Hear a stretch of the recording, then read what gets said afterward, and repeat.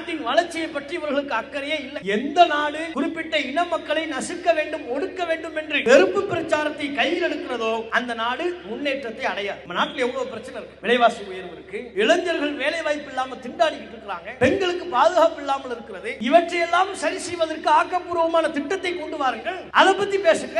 அதை பத்தி பேசுறதுக்கு இவங்க தயாரா இல்லை. பாராளுமன்றத்தில் இவர்கள் மணிக்கணக்காக முஸ்லிம்களை பற்றி பேசுவதற்கு தயார். வக்ஃபு சட்டத்தை பத்தி பேசணுமா, தூங்காம நாங்க பேசுவோம், சாப்பிடாம பேசுவோம், தண்ணி குடிக்காம பேசுவோம். நாட்டின் பாதுகாப்பை பற்றி பேச மாட்டோம், இளைஞர்களின் வேலை வாய்ப்பை பற்றி பேச மாட்டோம், நாட்டின் வளர்ச்சியை பற்றி பேச மாட்டோம், விலைவாசி உயர்வு பேச மாட்டோம். வெங்காய விலை உயர்ந்து விட்டதே, வெங்காயம் நாங்க சாப்பிடுறது. இவர்களுக்கு நாட்டின் வளர்ச்சியை பற்றி துளியும் அக்கறை இல்லை. அழிவு பாதையை நோக்கி இந்த நாட்டை அழைத்து சென்று கொண்டிருக்கிறார்கள். முஸ்லிம்களை அடக்கி ஒடுக்க வேண்டும் என்று நினைத்தால் ஒருபோதும் அவர்களின் கனவு பலிக்காது. நமக்கும் அல்லாஹ் வழிகாட்டுவான். முஸ்லிம்களுக்கு எதிரான தாக்குதல்கள், முஸ்லிம்களுக்கு எதிரான பொய் பிரச்சாரங்கள், இவற்றையெல்லாம் அல்லாஹ்வின் உதவியோடு இன்ஷா அல்லாஹ் முறியடிப்போம்.